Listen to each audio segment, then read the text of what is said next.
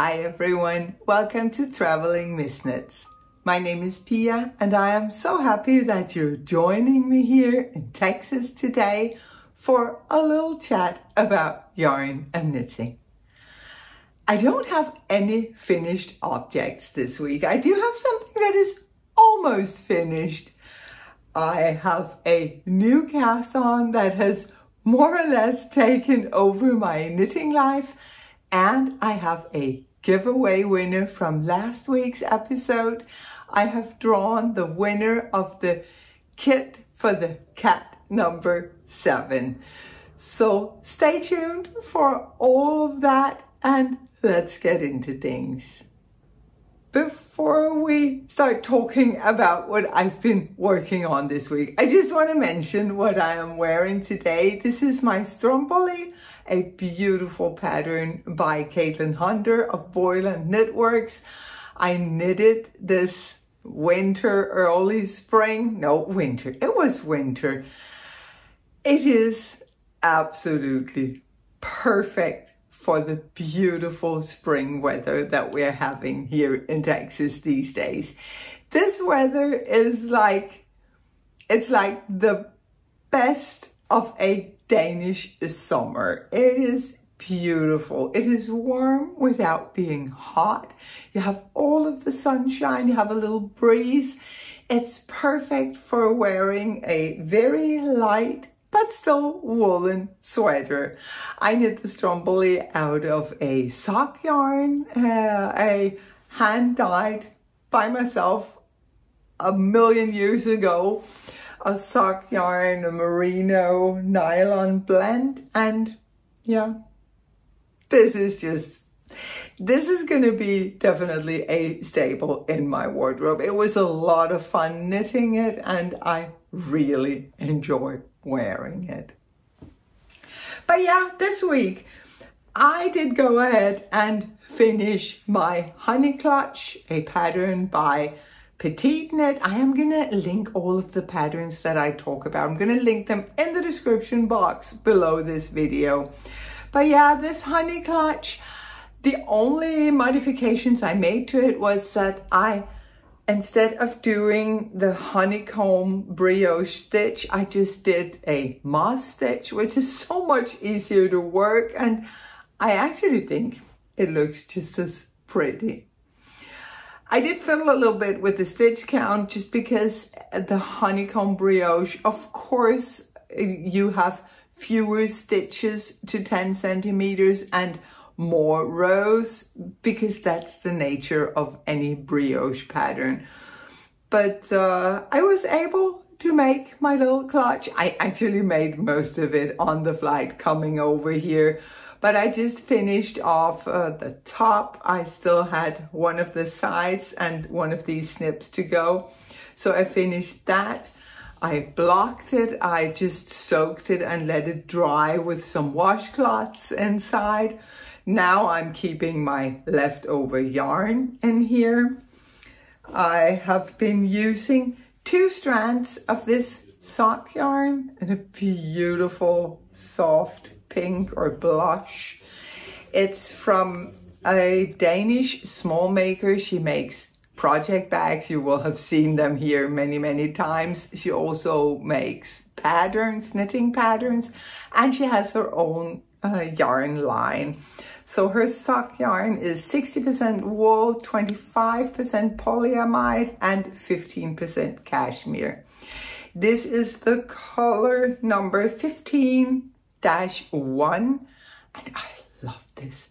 It is such a soft pink. It's almost a blush color. So I held 2 strands of this with 1 strand of this Drops Kit Silk in a very cool tone pink, almost lilac. And those 2 together just, I love the depth and the interest to the color, that combining 2 so actually very different colors. I love how that worked out. The pattern says to use 1 strand of fingering with 1 strand of lace. So of course my fabric is heavier or denser, more dense. but I think that's a good thing. Then I don't have to rely as much on a perfectly sewn lining. And if you watched last week's episode, you will have heard me whining about making the lining for this thing. And a couple of you were even kind enough to offer your help. When this thing doesn't have a lining yet, it's not because I tried and gave up. It's not because I hurt myself trying to make the lining. It is simply because I haven't had time to do a Michael's run yet. It's probably going to happen today or tomorrow, I'm hoping, because I want to try. I read through the instructions in the pattern for sewing the lining, and it looks so simple. I should be able to do this. Yeah. If not, I am definitely going to contact one of you beautiful viewers who have offered your help, because this little clutch is just, I want the clutch. I want the finished product because I use clutches like this all the time. I carry around a huge bag, handbag, and in it I have little clutches and pouches holding all of my stuff, helping me stay organized within this huge orbit of things that I need to carry around. So I am hoping next week to be able to show you a fully finished honey clutch. And as you can see, I have quite a lot of yarn left. These were 50-gram balls, and I have around 18 grams of each ball left, which means I won't have enough for another clutch, but I do have enough to make one of my own old patterns. And now I've even forgotten the name of it, but it looks like this. It's like a flat little, more of a wallet style thing with a zipper going around two of the edges. So that's probably the next small thing that's gonna go on my needles. I have also been working on my cat number 7. And I did not finish that either, for a good reason. This is worked in 100% cotton, and I had to be careful with my hands and my arms working in 100% cotton. But I'm getting there. I am past the short rows on the body, getting ready to do the final stripy section down here. And I am probably gonna run out of yarn again. I don't know what went through my head when I was packing up my projects to come over here. I only added what was left over of the one bowl that I used up here. Now, if I had consulted my own pattern, I would have seen that one bowl was not going to be enough. Yeah, clearly I didn't. I only brought this. I don't think I'm gonna make it through the stripes and the ribbing, but I'm gonna work as far as I can, and then I'm probably also gonna knit the sleeves so that when I come back to Denmark, I can just finish off the ribbing and be done with my t-shirt so I can start wearing it. I love how these colors are working together. I think that it's this moody summer. I know that a lot of times I tend to think of summer knits as something that should be in bright colors or even clear white, like the fern forest behind me, which, by the way, now has the perfect length. If you watched last week's episode, you heard me talking about how I wish that it was just 1 centimeter longer. I washed it and then I hung it to dry on a hanger, dripping wet, and the weight of the wet fabric just pulled on it enough that it now fits me perfectly. But yeah, this is a good example of what I often think of as summer knits, something that's light or maybe even white. But I actually think dark colors like this are beautiful on sun-kissed skin. So I am looking forward to be wearing this one. It's easy going. It's just knitting in the round. The thing is that the cotton is kind of hard on my hands. I had one of you ask how I weave in ends in cotton yarn. They were telling me how they weren't able to do it so that it wasn't noticeable. You know what? Neither am I. I think no matter how hard I try, it's always going to be visible for me. Cotton is so unforgiving. If you're not a perfectly neat knitter, there's going to be, as there is on this one, all sorts of little unevennesses showing. I know that all the unevenness is going to go away with a good blocking. But if I have woven in the ends by duplicate stitching, it's always going to be noticeable for me. I know that there are people who can do this. I cannot. So what I do, I tie knots. I tie knots. I leave a tail of, 2 inches, something like that. And then I will use a toothpick to add just the teeniest bit of textile glue. Just the teeniest bit onto the knot itself, just to make sure that it doesn't come undone with washing and wearing. And it has worked like a charm for many, many years. It's not the proper way to do it, but it's the way that works. So that's my take on that. But yeah, I am knitting the longer version, 5 centimeters longer than the original, just because I know that some of my jean shorts are not high-waisted and I don't want to be showing my midsection. So yeah, almost there, almost running out of yarn.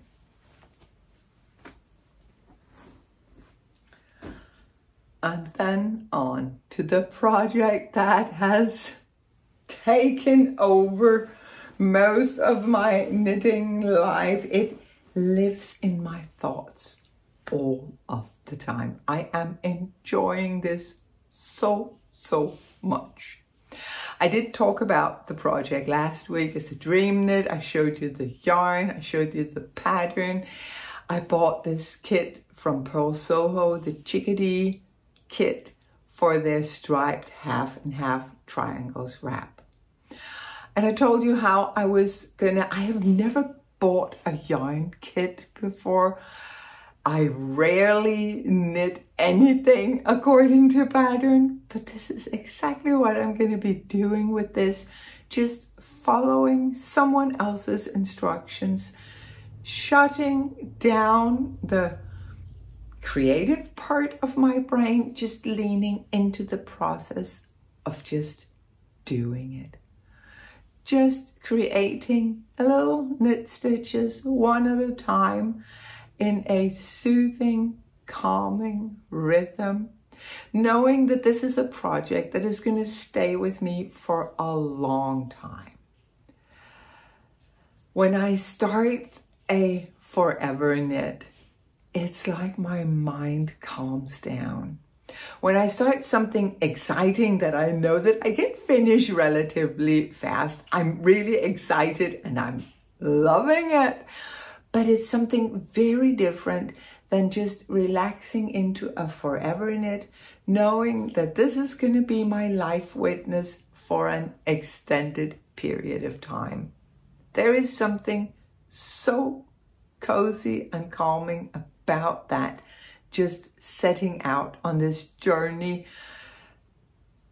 It's like getting a new friend that is going to follow you for an extended period of time. I have been knitting on it. Now, if you have made any of the half and half wraps before, you will know that quite a lot of knitting has gone into this. It has been such a pleasure. And as I'm sitting here with it, I can see that I am making one single tiny little, modification to the pattern. I am slipping the last 2 stitches on every row with the yarn held in front, just to create this tiny little I-cord-like edge on the shawl. But other than that, knitting completely to pattern and enjoying that. I am working this as a prayer shawl, as I was talking about last week. I so enjoyed working the shawl of gratitude that I have now gifted to John's kindergarten teacher, which was such a pleasure. She is so knit worthy. But I was not done with the process of working a prayer shawl. It just felt so meaningful to me to have this time every day to reconnect with myself, to think about how I want to present myself in the world. The world is ever changing. That's the nature of all things, is to be impermanent and changing. And that's okay. Well, it's gonna be okay because it is the nature of things, so I might as well find my peace with it. But sometimes it can feel kind of scary when the changes are something that you don't understand, when you don't get it, and it can feel overwhelming, it can feel chaotic. And I have had that feeling for a while. Like it's not a full-blown panic by any means, but it is this gentle movement of the heart, just a tiny sense of being a little bit anxious, a little bit hesitant to engage with the world because what is going on? I'm not understanding it. So I decided to make this my practice to, again, reconnect with myself, reconnect with the way that I want to engage with the world, to remind myself how I want to present myself in the world. I'm not trying to teach anyone how they should conduct themselves. Not at all. This is purely about me. Everyone has their own path. And actually that's part of the practice, is recognizing that everyone has their own path. So the prayers I am saying as I'm working on this shawl is, first of all, may I always remember that everyone is like me and that they too want to be happy. They want to be safe. That is one thing that we all share. We all want to be happy. We all want to be safe. This quest for happiness and safety can take so many forms and shapes. And sometimes it's just easy to forget that what other people do is actually what they think will bring them closer to being happy and safe. Sometimes it just feels like they're doing weird things or things that are hardly understandable. But if I try to bring myself back to acknowledging what we all have in common, what we all share, is the wish to be happy and safe, that will open my heart and my mind for how other people are going about their life. I know that we react differently to difficult emotions. Some will act out. Some will respond with anger and be lashing out. Others will just turn their back on the world and curl up in a knot trying to protect themselves. Others again might just be, I don't know, trying to ease the unease with lots of chocolate and knitting and maybe too much crappy television. That's one way to go about it. We all have our different strategies, and strategies can be harmful, hurtful, but if we see them as strategies, we don't have to take it personally. They're not doing it to us. They're doing it because they want to be happy and safe. The next prayer that I say is, may I always remember that none of us, not even me, we do not see things as they are. We see things as we are. That is so important, and it actually ties into the previous prayer, because when I look at someone else's actions, I look through my eyes. These are the only eyes that I have, but these eyes have been affected, you might even say tainted, by all the things that I have taken into myself. So I don't see their actions as they necessarily are. I see them as I am. I see them through me. And that's not the same thing as seeing them through their eyes. So by reminding myself that I don't know the truth, I hardly know me, and for sure I don't know the truth. I don't even know someone else's truth. That gives me the patience and the humility to actually be curious, to be asking questions where they're appropriate, or to just sit and wonder rather than reacting with pain or anger.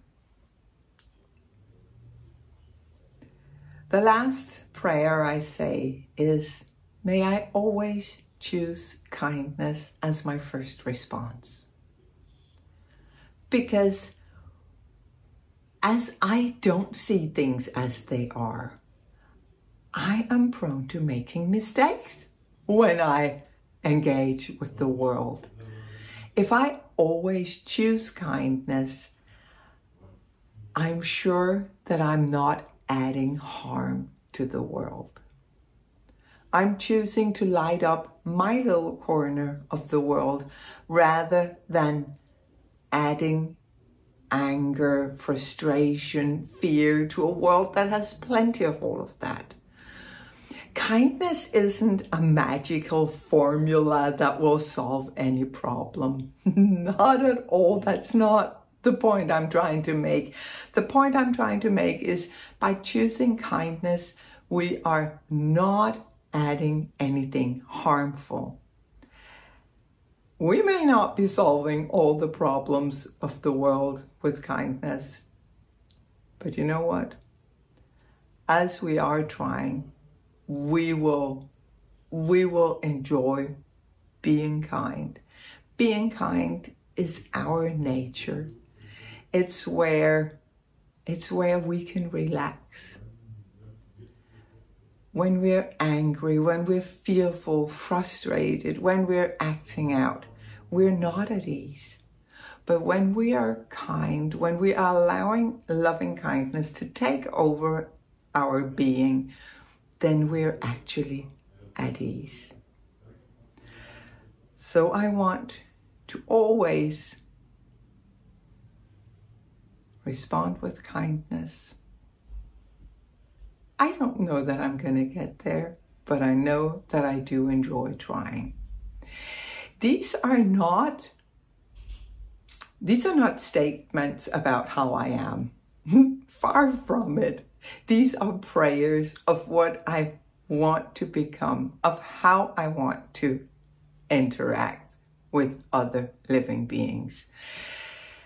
I make mistakes all the time, but by coming back to these prayers again and again, multiple times every day, I hope that my intentions will grow stronger and make it more and more easy for me to choose the path that I want to choose when I'm not caught up in suffering. So yeah, this is a shawl of loving kindness. It's a practice shawl, and I am for sure enjoying this practice so much. Usually a prayer shawl is something that you work for someone else. You're creating a shawl for them. You're infusing every stitch with your prayers for them.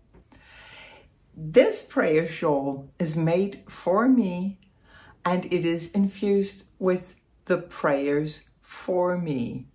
It's prayers to make my intentions stronger, to remind me of going back to what I really want. Of course, this means that I don't have the added benefit of generosity, which is a big part of creating a traditional prayer shawl. Generosity is such a pleasant thing to cultivate in yourself. And of course, that's not present in this prayer shawl, but it's still very fulfilling.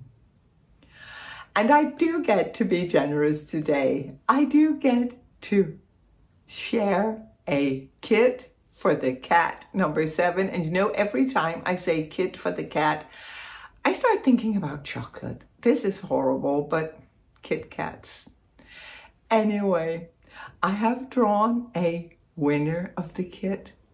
I was reading through all of your amazing comments on the last episode, and that just filled me up with joy. Thank you so much for being here.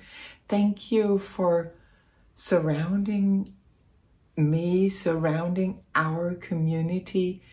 It means so much to me that we are building this strong community around our craft. It is such a joy to get to know so many people through this craft. But yeah, I asked the random comment picker to pick a winner. I am gonna put your name up on the screen here. If this is you, please get in touch. Write me at pia@50fabulous.dk. Let me know your mailing address, your contact information.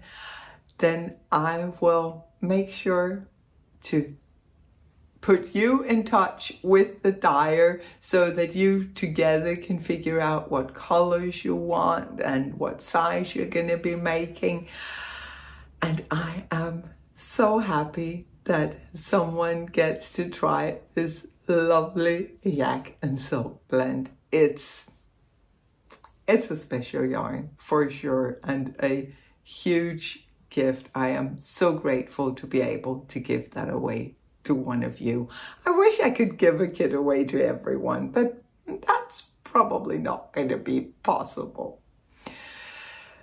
But yeah, that was it for the creative content this week. Everything has been focused on my prayer shawl. Of course, with knitting on my cat number 7. What I do when I am here in Texas is I will often start the day by knitting and reading in bed. I'm still just a little bit jet lagged, so I wake up a little early most mornings and I will be sitting in bed knitting and reading, and that's the time where I will pull out this one. And yeah, it's a joy, and it's nice to be working on it in the mornings when my hands have had a good night's rest. But other than that, it's been all about the prayer shawl, and I have been enjoying every stitch on it. And as I said, part of the joy is knowing that this is a project and a practice that is going to be with me for a very long time.